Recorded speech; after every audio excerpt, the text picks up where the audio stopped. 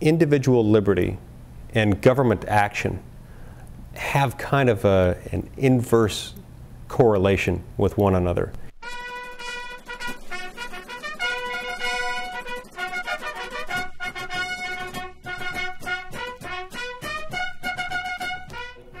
Of course, obviously, Guns Patriots were concerned about personal freedoms, and maybe you could address the threat to our freedoms and our liberties posed by our debt and the growing deficit. Yeah. I think that individual liberty and government action have kind of an inverse correlation with one another. Every time government acts, it does so in one way or another at the expense of individual liberty.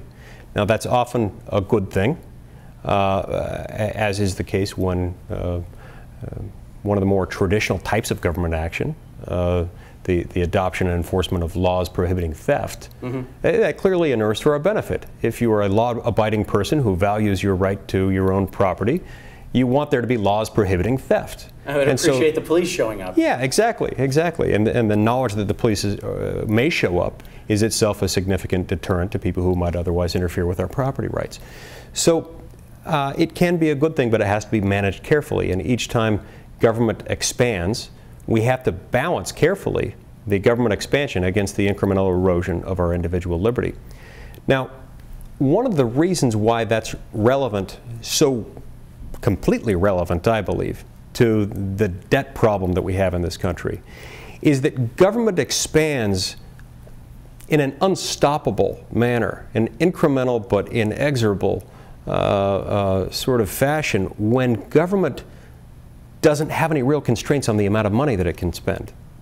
Article 1, Section 8 gives Congress the power to borrow on the credit of the United States government. The problem is that that has been abused over the years, and in recent years it's been abused to an increasing, dramatically escalating degree, so that Congress currently has no real limit on the amount of money that it can spend. That amount of money to which Congress has had access for a very long time has led to this explosion in the growth of government. So as government grows, individual liberty tends to erode. And as government grows, government becomes more expensive. Government growth always translates, sooner or later, into increased taxes, a more burdensome tax system. And every minute that we as Americans have to spend at work working to pay off our tax bills, which in the case of many taxpayers today can be 3, 4, 5 months out of the year just to pay their federal tax bills. Right.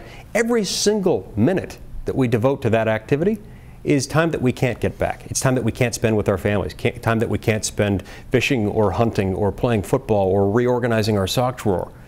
It's time that's ours. It's time that's taken away. The debt contributes to that problem, because the debt very perniciously leads to a really nasty form of taxation without representation. It allows politicians to spend more money now, but avoid the immediate consequences of a tax increase that would otherwise be necessary.